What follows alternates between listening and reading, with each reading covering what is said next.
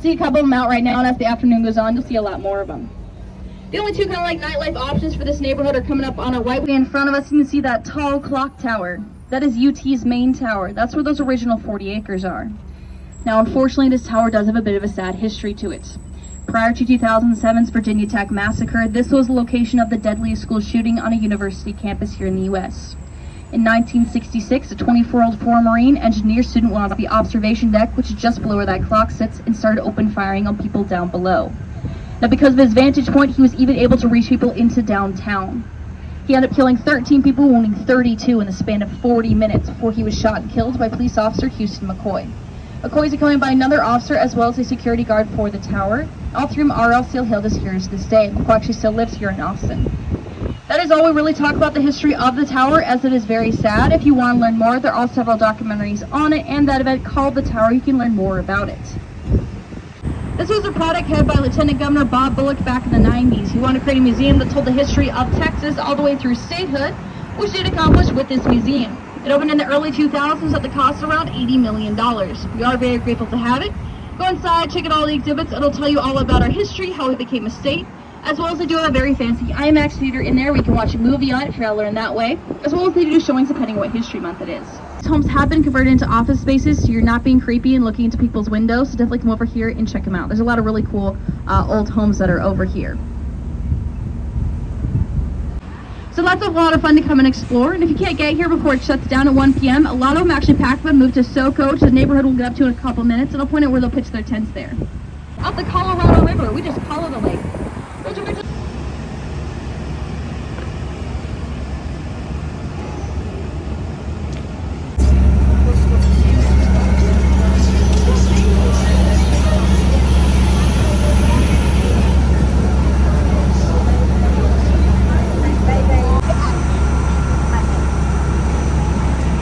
Bourbon Street.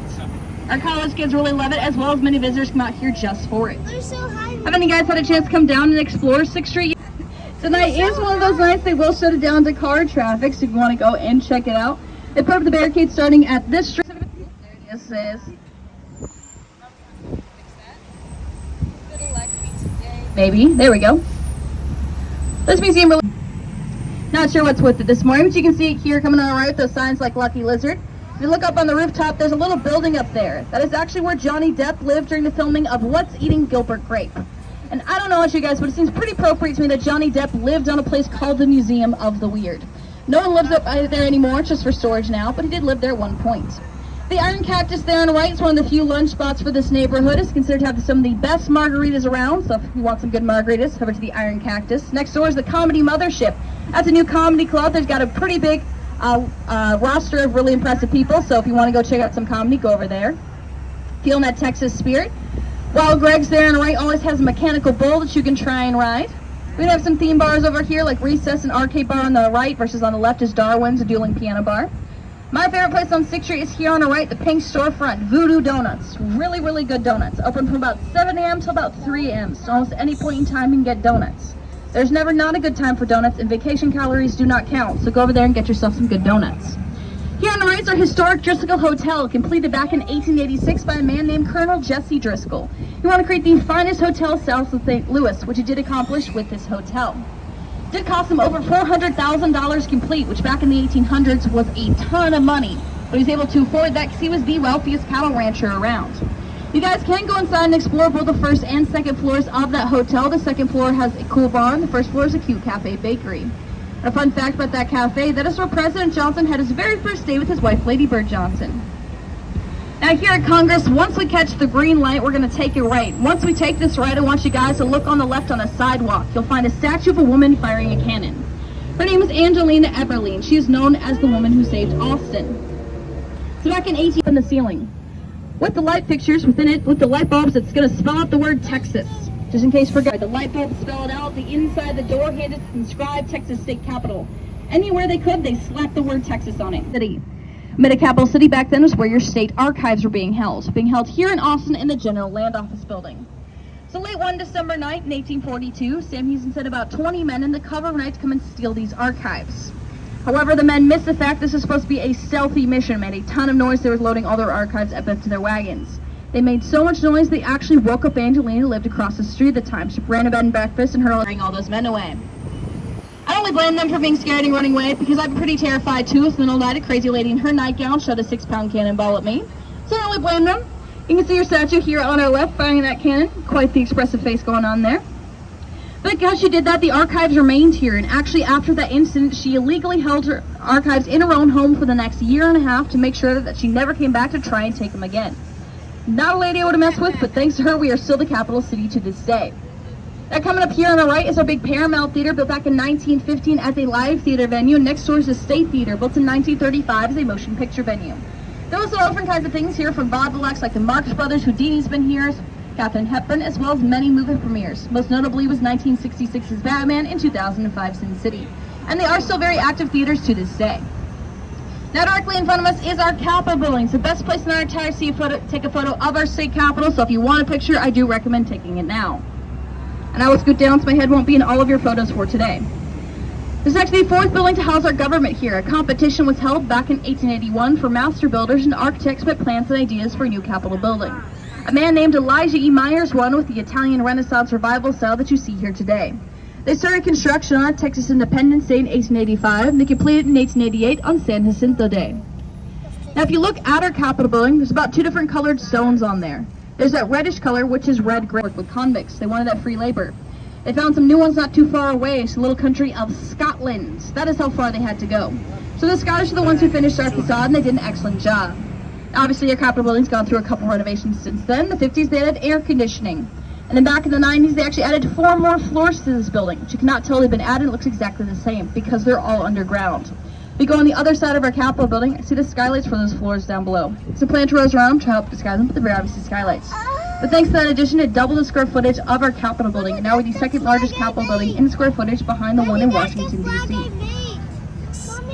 that's the flag I made from school. Thank you so much. Support Nina.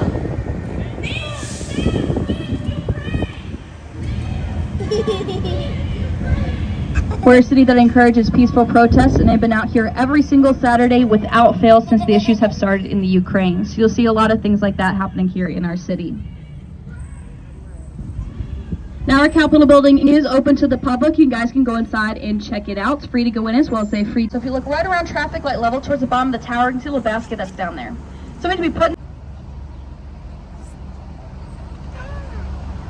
Here we go. We're going to stop here real quick.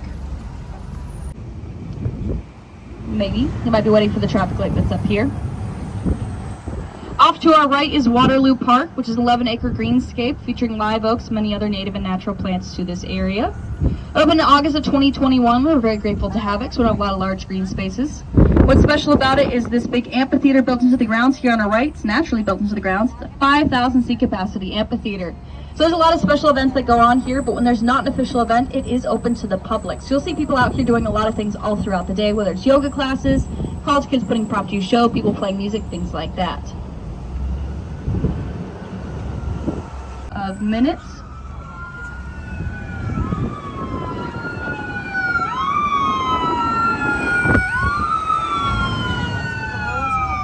It's gonna get loud here for just a second, so, or not. It doesn't like me today. Well, this big medical facility off to our left is the Dell Seton Medical Center. It's part of UT's campus, a teaching hospital. So this is where all the med students go learn everything they need to know. It opened in 2017 at the cost around $335 million. Most of that came from taxpayers, private donations, and of course the university itself. But $25 million of that alone came from Michael Dell of Dell Computers. Michael Dell was a student here at UT. He did drop out halfway through to start his company of Dell. Shouldn't blame him for it. It's a good choice on his part. But he also considers UT to be his college, so he does donate a lot of money here. Something kind of cool that you're going to see here on our right on the other side of this building is a giant golden conch shell. I have no information on the artist why it's there, but it's shiny like shiny objects. I like to point that out. But notice a recurring theme here in our city is art exists for the sake of existing and absolutely no other reason, that being one of those. And I'll point out some more as we continue on. Off to our right is this big cylindrical building. This is the Frank Irwin Center. It opened back in the 70s. So where UT would have all of their home basketball games, graduation ceremonies, and when they weren't using it, it was directed. But as over a year and a half ago, it is no longer in use and is due to be torn down. Not because it doesn't work for the university anymore, because they want to expand that Dell Senior Medical Center to where the Frank Irwin Center is. So about a year and a half ago, they opened a replacement center called the Moody Center, which point out we passed by in just a couple of minutes. Now the Frank Irwin Center was due to come down by the end of 2022, but here we are halfway through 2023 and it's still standing, so it'll come down at some point, but nobody really knows when. Now off to our right are these two older looking buildings with a little clock on top. These were built back in about 50 to 55,000 students a year, not including their master's program. This past year was a lot closer to the 55,000 mark, and this coming fall, I wouldn't be surprised if they surpass it. They've been growing at quite a great rate recently. So our campus is ever growing and expanding. This big building off to our right here, this brown one here, was actually only completed within the last couple of months, probably about 6 months or so. This is a new gym facility for them, so all the different sports teams use this. You'll see a lot of students coming out and using this a lot. And just on the other side of it, on the right, we're going to see a short black building. This is the Moody Center. This is what replaced the Frank Irwin Center. So this opened about a year and a half ago. It's where all the home basketball games are now held, graduation ceremony, as well as all of our big concerts. It stays very busy over here year-round. But if you look in front of us off to the left, you'll see UT's big football stadium. This is actually only the third largest stadium here in Texas. It seats 100,119 people. That is behind the Cowboys Stadium, seats 105,000, and the Aggie Texas A&M Stadium seats 102,500. But all three still do qualify to be top 10 largest non-motocross sports stadiums. The official name of the stadium is the Darrell K. Royal Texas Memorial Stadium, named after Darrell K. Royal, considered to be the best coach the UT's ever had for their football team. He brought them to 11 Southwest Conference titles, as well as 3 championships back in 63, 69, and 70. So back in 1996, they renamed the stadium to be in his honor, as he's the best coach they've ever had. What's kind of cool about that stays really busy between all the practices, events, big games, and even some big high school track events. Now in front of us off to the right, behind where that big tree is at the moment, is a big whitish grayish building. This is our LBJ Presidential Library. It's one of only 13 presidential libraries to be housed on a university campus. This was the first of those 13 to be built. It opened back in the 60s. While it is a regular working library, it also includes all the documents from LBJ's entire career, as well as a replica of his Oval Office and one of the limousines is housed in there. But what most people like to go inside and check out is that the left in front of us, you can see that tall clock tower. That is UT's main tower. That's where those original 40 acres are. Now, unfortunately, this tower does have a bit of a sad history to it. Prior to 2007's Virginia Tech massacre, this was the location of the deadliest school shooting on a university campus here in the U.S. In 1966, a 24-year-old former Marine engineer student went on the observation deck, which is just below where that clock sits, and started open firing on people down below. Now, because of his vantage point, he was even able to reach people into downtown. He ended up killing 13 people, wounding 32 in the span of 40 minutes before he was shot and killed by police officer Houston McCoy. McCoy is accompanied by another officer as well as a security guard for the tower. All three of them are all still hailed as heroes to this day. McCoy actually still lives here in Austin. That is all we really talk about the history of the tower, as it is very sad. If you want to learn more, there are several documentaries on it and that event called The Tower. You can learn more about it. Now, on a lighter note, I have been told that when UT wins a football game, they will light up that tower orange. Lived here for about 3 years now, and I've never seen it happen, but I have been told it does happen. Apologize if any of you guys are UT fans. I did not go to UT nor to go to college that had a football team, so I am not competitive. But the people around here are and get a little bit sensitive about certain things. But it does make a very fun city to live in. Whenever we have those home games, chances are some strangers will invite you over for a free beer and some barbecue, which is part of that Texas hospitality that we have here. What they're actually trying to do is get you to listen to the game. As we've kind of gone in and around UT's campus, you can see they're a very large university, have a lot of states, and we'll actually be able to see one of the machines was drilling for oil. Her name is Santa Rita, and the very first royalty check from her for $516.63, which doesn't sound like a ton of money, but that's equivalent to about $7,000 nowadays, which is a pretty good chunk. As you can see her coming up in front of us on the left, this little green space. It's her final resting place. She's cute as you can be for an oil driller. And she is very well loved here on campus. I want you guys to take a look at our street signs that we have here and tell me why they look a little weird to you. The burnt orange, the longhorn on them, so the traditional green. That's because the streets we're on are part of UT's campus. Excuse me. Works of art from Latin America, Europe, and the U.S. They finished some new outdoor spaces, and there's some new cool stuff to check out outside. And then, of course, there's a ton of exhibits inside. They constantly rotate, so there's a lot of new things coming in here all the time. We open until about 5 o'clock today. Air conditioned inside, so a great way to escape that midday heat. Once you've had your fill of art, come across the street. Coming up on our left will be our Bullock State History Museum. Got that giant metal star in front of it. This was a project headed by Lieutenant Governor Bob Bullock back in the 90s. He wanted to create a museum that told the history of Texas all the way through statehood, which he did accomplish with this museum. It opened in the early 2000s at the cost of around $80 million. We are very grateful to have it. Go inside, check out all the exhibits. It'll tell you all about our history, how we became a state, as well as they do have a very fancy IMAX theater in there. We can watch a movie on it, try to learn that way, as well as they do showings depending on what history month it is. Families came. Never about 10 years or so after that incentive was first created, many families had come pouring in. After that time, well, with a lot of the settlers that were here, so a lot of skirmishes took place between them and the Mexican army. One of the most famous ones of those occurred not too far from here. It's the Battle of the Alamo. At the Alamo mission, there's about 200 defenders, give or take, against Santa Anna and his men of 1,600. Battle ended up lasting 13 days. At the end of those 13 days, all the defenders did end up losing their lives. Sought out your enemy, and they're right in front of you, just over the ridge. Really bad time to take a nap. Santa Anna and his men decided to observe the siesta hour. I'm not kidding, they all went to sleep. Sam Houston and his men saw this. They came rushing over the ridge. We have the battle cry, "Remember the Alamo." That battle lasted a grand total of 18 minutes. At the start of those 18 minutes, Santa Anna had about 1,300 men. Sam Houston had 900. Once those 18 minutes were over, Santa Anna had lost 600 men. Sam Houston lost only 9. It's very short but very bloody on the Mexican side. Now for the next day or so after that battle had ended, Sam Houston had a hard time finding Santa Anna. So as he saw the battle wasn't going his way, he disguised himself in a low-ranking officer's uniform, which in theory was a smart move. This is also where tip number 2 comes in. If you're the president, you don't want people to know you're the president, disguise yourself so no one will recognize you. Do not let all your men call you El Presidente. It's a dead giveaway. You don't have to know Spanish, no Presidente means president. Absolutely all the men kept calling this one low-ranking officer that, so they took him in, of course, found out it was Santa Anna. So they then forced him to sign the Treaty of Velasco, which made Mexico recognize that Texas was its now own independent country. Now, for pretty obvious reasons, Mexico was not on board with that before to sign away so much of their land. Pretty understandable. So many more skirmishes continued to take place between Mexico and Texas. The He-Man Marion Sweat Travis County Courthouse. It's named after a man, He-Man Marion Sweat, who back in the 1940s wanted to attend UT in the law program they have.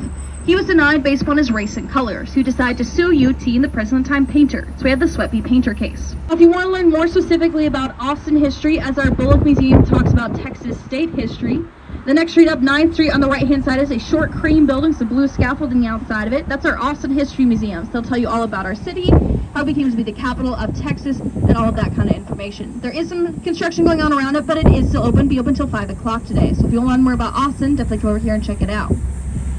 Now the next street up, which is 8th Street, on the right-hand side is going to be a big block of historic homes known as Bremond Block. The Bremond family owned this block from the 1850s all the way through the 1910s. And throughout those decades, built about 11 homes over here. So they owned a lot of land and a lot of homes. Because they owned so much, they were actually paying 20% of all the taxes in Austin at the time, which was a ton of money. And once we get through that, there'll be something special about one of these homes that I want you guys to pay attention to. We don't have very many historic homes or historic buildings in general left here in our city. A lot of them were torn down a long time ago. So just walking this one block, you can see a lot of them. And most of these homes have been converted into office spaces, so you're not being creepy and looking into people's windows. So definitely come over here and check them out. There's a lot of really cool old homes that are over here. No, that is not there. Watch those branches on the left side. I heard it. A door. There are no doors up there.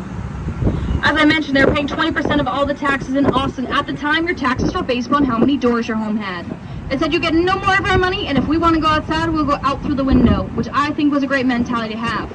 That's a feature you'll find on a lot of those homes over there. There's no doors in their balconies, just windows.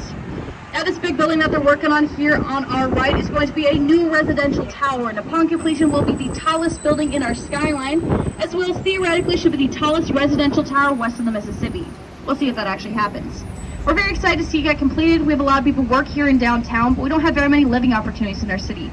Most people live in the outskirts of town, which causes a lot of traffic on days. So while it looks like we have a lot of living opportunities, we don't. It's only for the students. So that's what I mean by that. If you look off to your right and see that shorter building with 3 different tones on it, the blacks, the browns, and the creams. So that's our other courthouse, being our federal courthouse. A lot larger than our He-Man Marion Sweat one. Just in front of it here on the right is our public square. A lot of events take place here year-round. There's a yoga class this morning. But on 4th Street, just in front of our public square, it's blocked off to car traffic right now. That's because we have a flea market here every Saturday morning till 1 p.m. So that's a lot of fun to come and explore. And if you can't get here before it shuts down at 1 p.m., a lot of them actually pack up and move to SoCo, which the neighborhood we'll get up to in a couple minutes, and I'll point out where they'll pitch their tents there. Now coming up on our left, out this tall gray building with a shorter black one just past it, this is where the PBS show Austin City Limits is now taped. Started out in the 70s over on UT's campus. Back in 2011, they moved over here to the Moody Theater. They have a lot more space for all of their concerts. The very first guest on the show was local legend Willie Nelson, who does still live around here. But he's actually out here on his balcony. We say, hey, Willie. He's always out there graced with a smile. He's known as Flat Willie. Now this area is 2nd Street. This is a lot of fun to walk around and explore. It's a lot more family friendly than Dirty Six and a little less busy than SoCo, which the neighborhood we'll get up to in a couple of minutes. Having lunch. A lot of fun shopping and dining here. Most shape for his head, little cutouts for his eyes, little teeth. Kind of. You can kind of see. You really got to squint and use your imagination. It's the only street you can see the armadillo from, so now you know more than most locals, because no one thinks it looks like one. That is our city hall. Our city hall is an armadillo.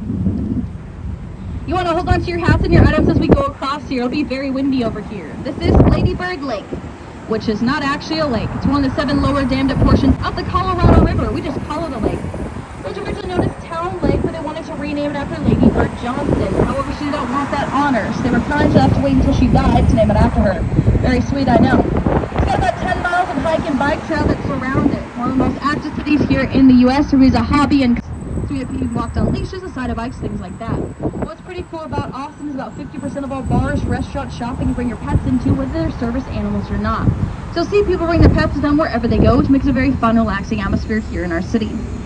Now there's a green space a little bit behind you guys off to our right, which is for the most part an off-leashed up. So you'll be able to see those murals coming up here in just a second on our right.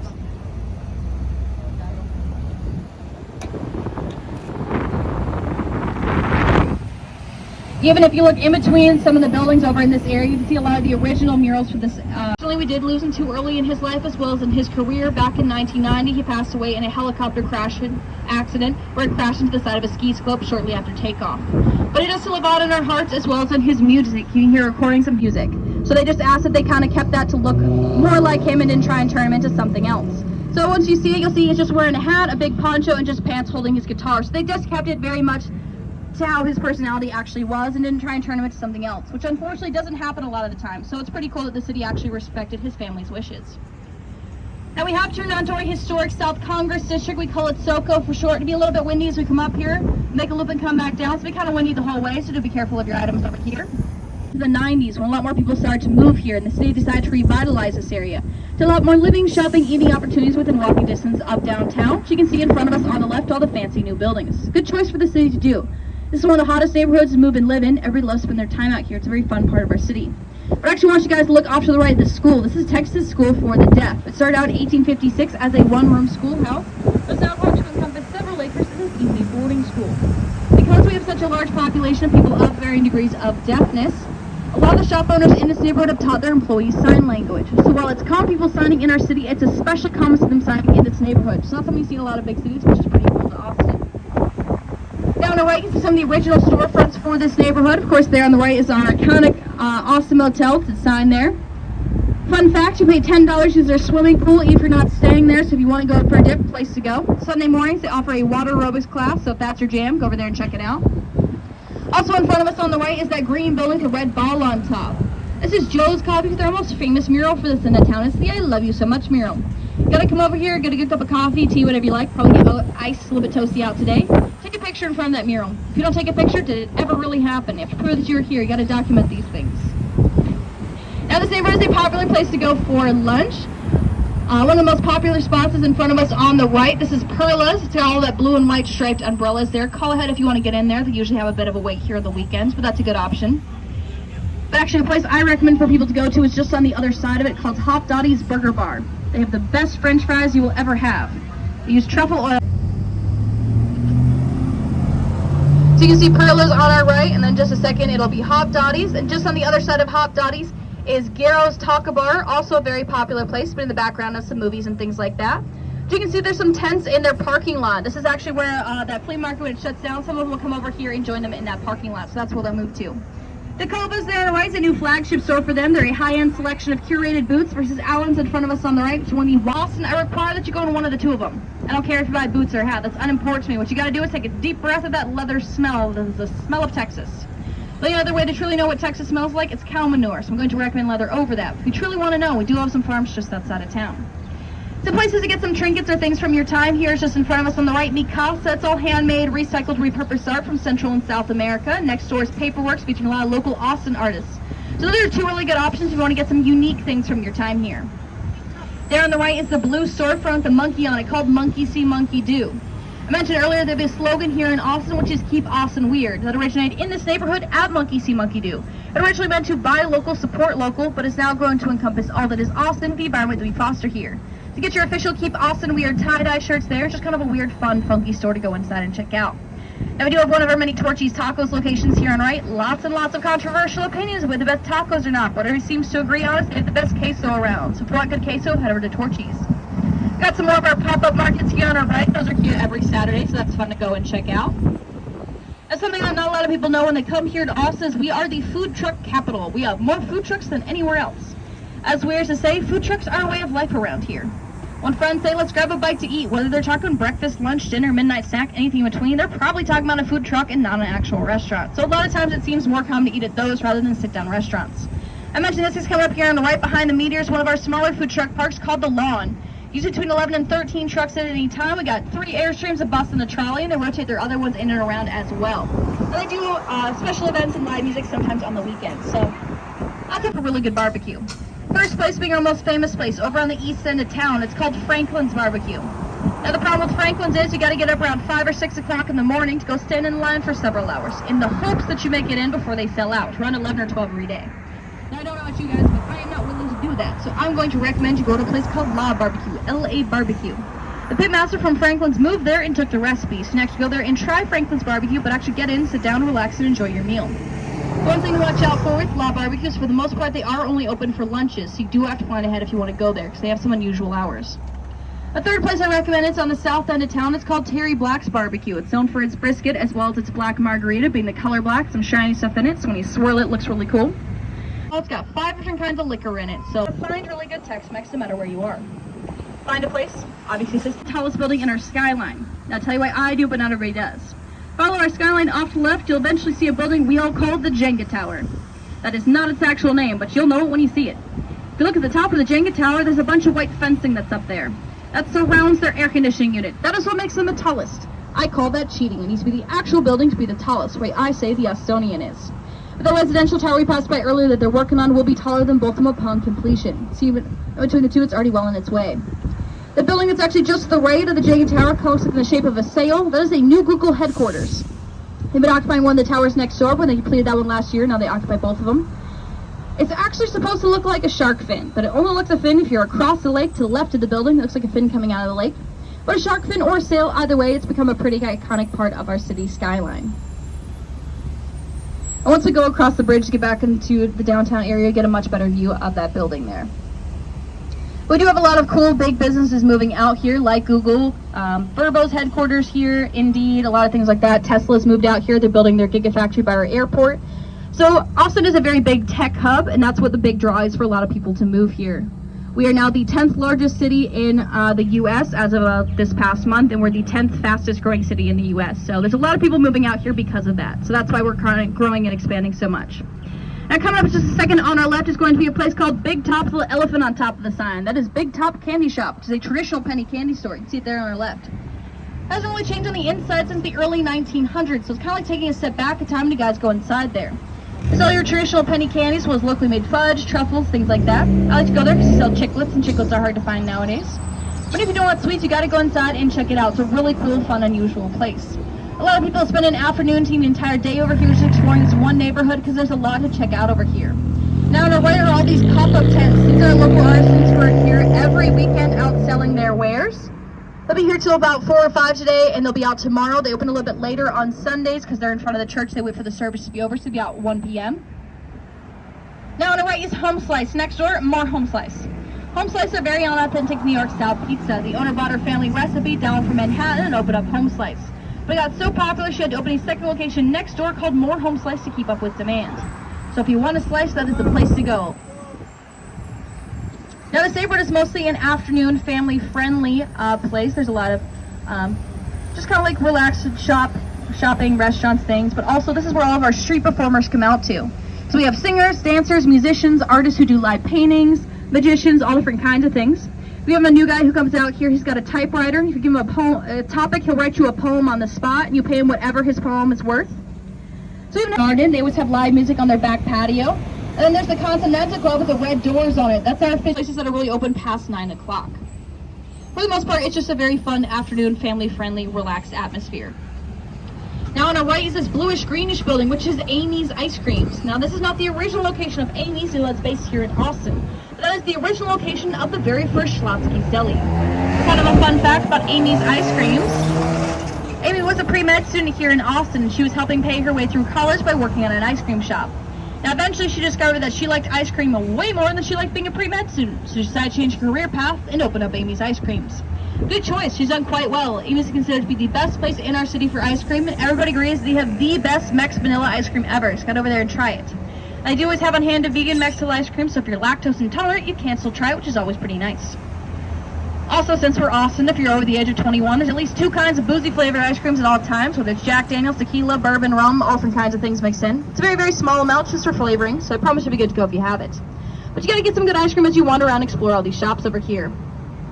Now on the other side of all these newer buildings off to our right are a bunch of apartments. This is where most people who work in downtown live. This is the closest you can get that's walking or biking distance from most people's jobs. So it stays very busy over here between the actual residents of the neighborhood, locals who enjoy spending their time out here, and visitors. So you'll always see a good amount of people out here. Now directly in front of us is our Capitol building. So I talked a bit about earlier, but I'm going to talk a little bit more about it. Specifically, the goddess who sits at the top of our Capitol building. She is 16 feet tall. She's got a gilded star raised up towards the sky in her left hand, a sword down in her right hand. Now there are 2 warring theories as to who she possibly modeled after, because nobody's really sure. One theory is that she's modeled after the Greek goddess Pallas Athena, who is goddess of wisdom, war, and arts and crafts. Or she'd be the Roman equivalent Minerva, who's the protectress of the city-state of Athens. Either way, we really like her. We think she's pretty cool. Now the goddess that sits up there now is not our original goddess. Our original goddess was put up there in 1888. She's made out of zinc and copper.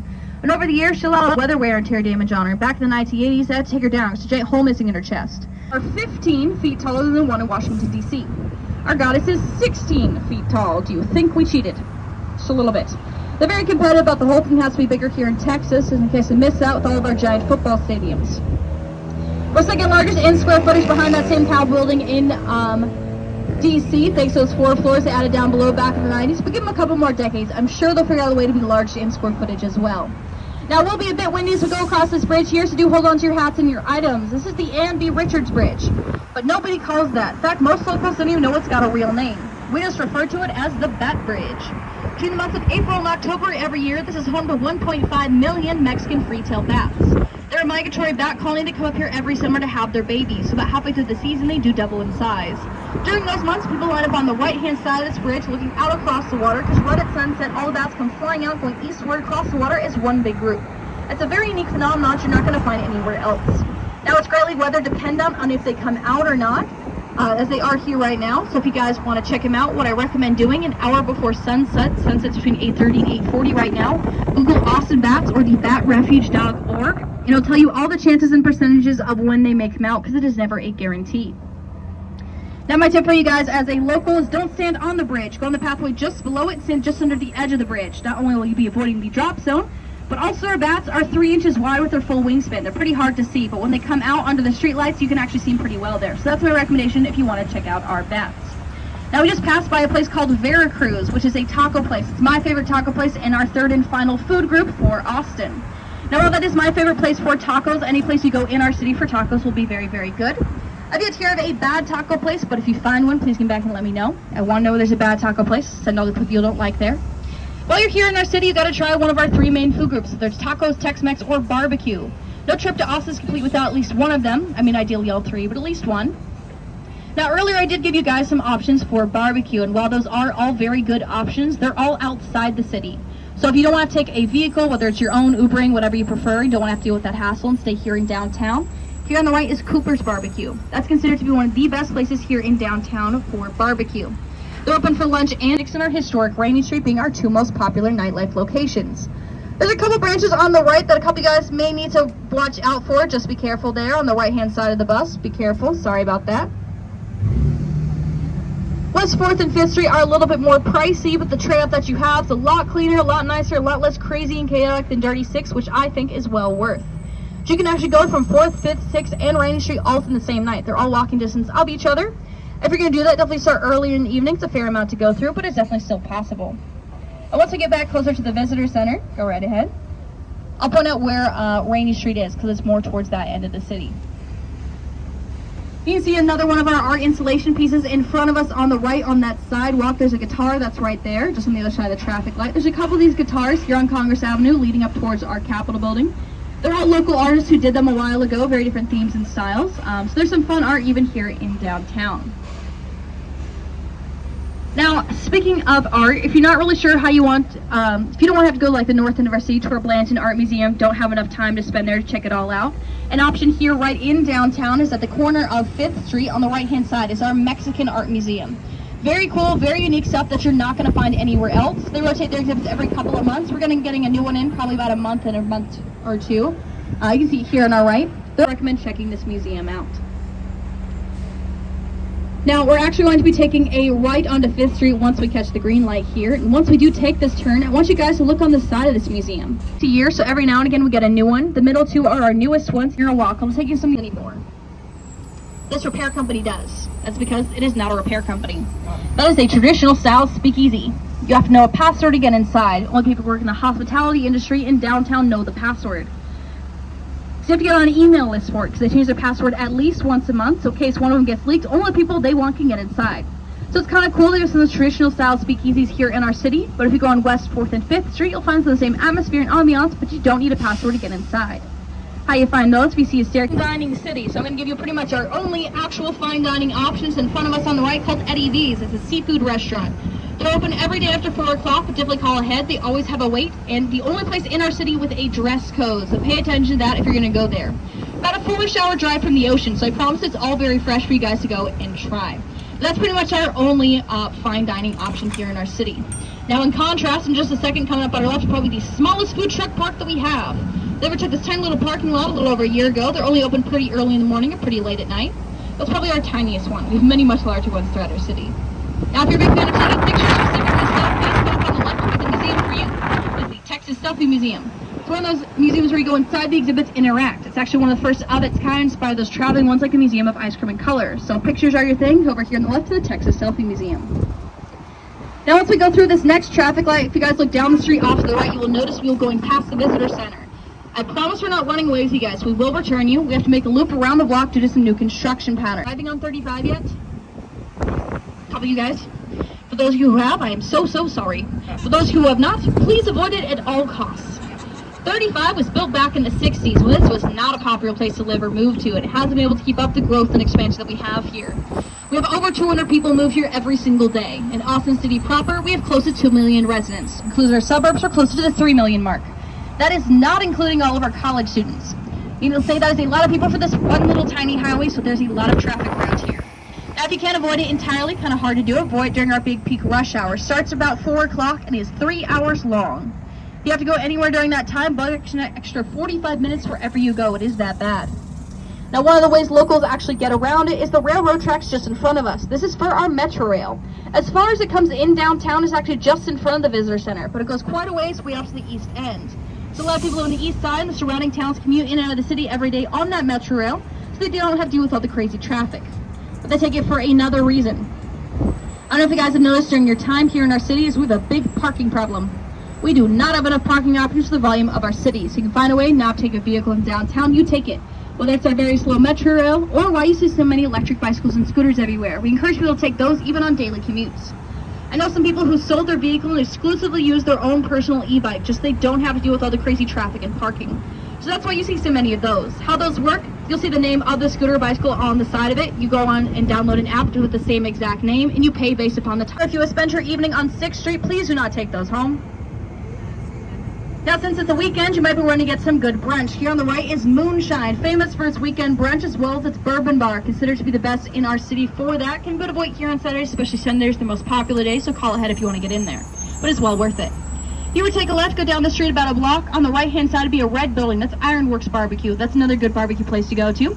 But if you continue down the street, go across the traffic light that's there, then off to your left, you would hit our historic Rainy Street, being one of our other nightlife locations.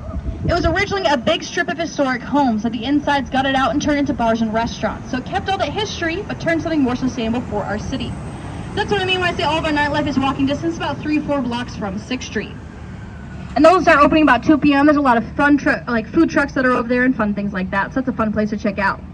Now we are pretty much back at the Visitor Center where our tour first originated. So thank you guys for coming on board with us today and surviving the heat. It's been a great crowd. You laughed at all my jokes. I know I'm not funny, so I appreciate it. I will ask that you guys remain in your seats until the bus comes to a complete stop. You'll know it's come to a complete stop because I'll start walking down the stairs. Thanks so much for joining us and supporting a locally owned and operated business. We do accept gratuity if you feel so inclined. If you have any comments, please write on a $20 bill and I'll take it very seriously. Hope you guys have a wonderful rest of your weekend. Once we park the bus, I will stand just outside the doors in case you have any questions. So thanks so much for joining us. Please stay hydrated. Wear lots of sunscreen. It's going to be hot this weekend, but have a good time here in our city.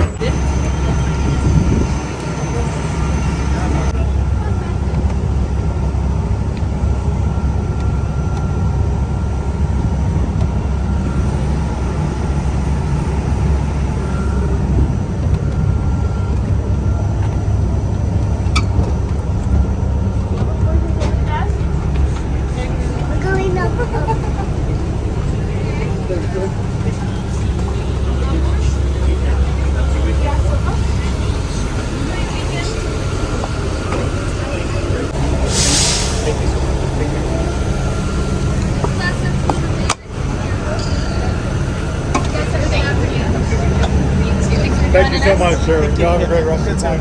Yeah, thank you.